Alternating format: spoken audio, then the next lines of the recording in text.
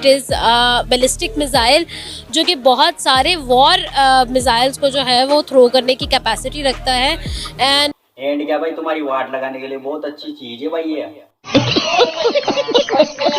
And also when we talk about Agni 5 2021 में इनका एक टेस्ट हुआ था और अब जो है final it has been successful in its all targets जो कि इन लोगों ने ऑब्जेक्टिव सेट किए थे उसमें वो सक्सेसफुल हो चुका है। And once again very very congratulation. बधाई तो भाई आपको भी हो क्योंकि टारगेट में आप भी हो इसके। पाकिस्तान की आवाम को क्या चाहिए? आवाम को मिसाइल चाहिए या फिर रोटी चाहिए? देखिए, मिसाइल चाहिए या रोटी चाहिए, इन बात को आप ज़रा इसी बात को देख लें। आप फ़लस्तीन में जो कुछ हो रहा है उनके पास कुछ नहीं है ना, मिसाइल नहीं है तो उनके पास रोटी भी नहीं है।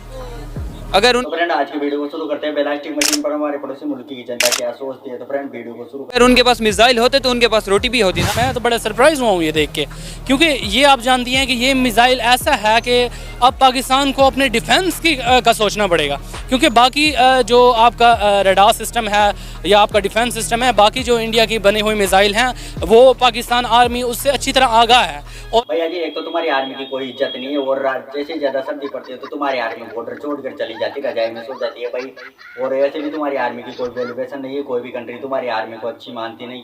कौन है ये लोग, कहाँ से आते हैं? और हमारा जो डिफेंसिव सिस्टम है उसके अकॉर्डिंग जो है ना डिज़ाइन किया गया है। बट इसके हवाले से हम ये देख रहे हैं कि जो टेक्नोलॉजी यहाँ पे यूज़ की गई है दैट इज़ वेरी अमेजिंग। हमें डरना चाहिए बिकॉज अग्नि 5 जो है वो चाइना और पाकिस्तान के किसी भी एरिया को जो है वो टारगेट कर सकता है और बहुत बुरे तरीके से कर सकता है। अब पता चला ना कि भाई डर क्या चीज होती है और इंडिया की पावर कितनी है, तुम अच्छे से समझ चुके हो भाई। और अग्नि 5 itself is a war missile, तो थोड़ा सा डरना हमें चाहिए, लेकिन खैर India is not that bad कि वो हम पर जो है चला दे मिसाइल। बड़ा हरामी हो बेटा। हमारी आर्मी जितनी भी है स्टार्ट से इंडिया से बिल्कुल नीचे है। स्टार्ट से ही हम ये मैं कह सकता हूँ कि अगर आप इंडिया की हिस्ट्री को पढ़ें, उनकी किताबें पढ़ें, तो उनमें ये बात साबित होती है कि हमारी आर्मी उनसे नीचे आ रही है। अभ्यास नहीं भाई, तुम्हारी आर्मी ने एक भी युद्ध नहीं जीता भाई अभी तक। इतिहास उठाकर देख लो पहले इंडिया की और तुम्हारी आर्मी में कंपैरिजन करते हो ना भाई। तुम्हारी आर्मी तो नाइट में सर्दी पड़ने के बाद रजाई ओढ़ के सो जाती है और गर्मी में किसी एसी के अंदर सो जाती है, बॉर्डर को ऐसे ही छोड़ देती है भाई। कहाँ से भाई तुम्हारी आर्मी का कंपैरिजन करते हो भाई तुम? वो कैसे? ऐसा क्या पढ़ लिया आपने? देखें, इनमें बहुत सारी जंगें हुई ना, तो ज़्यादातर नुकसान भी हमारी आर्मी का हुआ। हमारे आदमी ज़्यादातर यानी शहीद हुए, ज़्यादातर मुल्क हमारे का ही नुकसान हुआ, उनका नहीं हुआ। और हमारा कभी नुकसान होगा भी नहीं, ये चक्कर ही छोड़ देना भाई। क्योंकि अब हमारे इंडियन आर्मी की पावर और ज़्यादा बढ़ चुकी है, तिगुनी गति से बढ़ चुकी है भाई। अब तो तुम्हारी आर्मी तो कुछ भी नहीं है हमारे आर्मी के सामने, समझ रहे हो? जब से पाकिस्तान बनाया, इंडिया बनाया, यही सुन रहे हैं कि भाई कब एक दूसरे की वो कहता ना ये एक दूसरे के ममालिक पे कब्जा करेंगे, कब पाकिस्तान एटम बम मारेगा, कब इंडिया एटम बम मारेगा। अरे कहना क्या चाहते हो? यही सुनते आ रहे होते हैं व्लॉग्स में कि जी इंडिया ने बम मार दिया तो पाकिस्तान का कौन कौन सा हिस्सा मुतासिर होगा, अगर पाकिस्तान ने एटम बम मार दिया तो इंडिया का कौन सा ऐसा पार्ट होगा जहाँ पे वो गिरेगा। ओ भाई अरे भाई अभी तो अफगानिस्तान ने तुम्हारे ऊपर बम्बू मारा है, फिर जिसमें तुम्हारी चीखें निकल आए भाई। इंडिया का बम्बू मर जाएगा ना तो फिर तुम्हारे पता नहीं कहाँ कहाँ पर बगोगे तुम। अबे साले, तभी मेरा मत। नाज़रीन, इंडिया ने आज पूरी दुनिया को हैरान और परेशान कर दिया है 6000 किलोमीटर रेंज वाले अग्नि 5 मिसाइल को टेस्ट करके, वो भी MIRV टेक्नोलॉजी के साथ। अरे भाई हमें बताइए, तुम आगे चलो भाई, वीडियो को आगे सर। पाकिस्तान के किसी भी एरिया को जो है वो टारगेट कर सकता है और बहुत बुरे तरीके से कर सकता है। और अग्नि 5 itself is a war missile, तो थोड़ा सा डरना हमें चाहिए, लेकिन खैर India is not that bad कि वो हम पर जो है चला दे मिसाइल।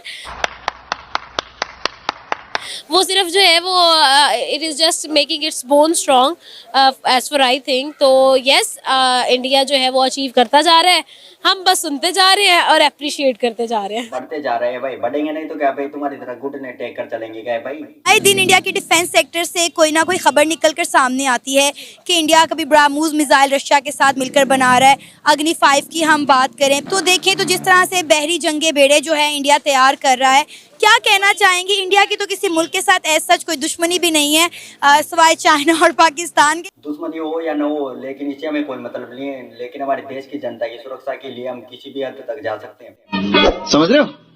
चाहिए, क्योंकि इंडिया जिस तरह अपने डिफेंस सेक्टर पर काम कर रहा है, क्या वजह है इंडिया को इतना ज़्यादा खतरा लाहक है? खतरे की बात नहीं है। इंडिया जो है, मैंने आपको पहले ही बताया, अपनी अपनी बोन स्ट्रॉन्ग कर रहा है। और बोन स्ट्रॉन्ग करने का मतलब ये नहीं होता कि आपने वाकई में किसी से लड़ना है, बट आपने अगले बंदे को बताना है कि भाई अगर हमसे लड़ना है तो सोच के लड़ना है। अच्छा, भैया जी, इंडिया के सामने तुम चीन के जूते पॉलिश करने वालों इंडिया के सामने टिक पाओगे क्या भाई? तुम चीन की गुलामी करते हो, इंडिया के सामने कुछ भी नहीं टिक पाओगे भाई। तुम 2 दिन भी जंग नहीं लड़ सकते भाई मारो मुझे, मारो मारो। या फिर अपने आप को इस तरह से डिफेंस पे स्ट्रॉन्ग करता है, वो इस वजह से करता है कि जो इंडिया से पंगा ले वो सोच समझ के ले, ये चीज़ है। फिर तो न्यूक्लियर पावर तो पाकिस्तान के पास भी है। हाँ, न्यूक्लियर पावर पाकिस्तान के पास है, बट अरे तुम्हारे जो बम्बू है ना, वो गिरवे रखे हुए हैं भाई दाने दाने के लिए भाई। तुमने कर्ज लिया था तो बम्बू गिरवे रख दिए, अब क्या करोगे न्यूक्लियर पावर का? कर सका, जिसके अंदर एक चीज़ आपकी बिल्कुल दुरुस्त है कि न्यूक्लियर पावर है।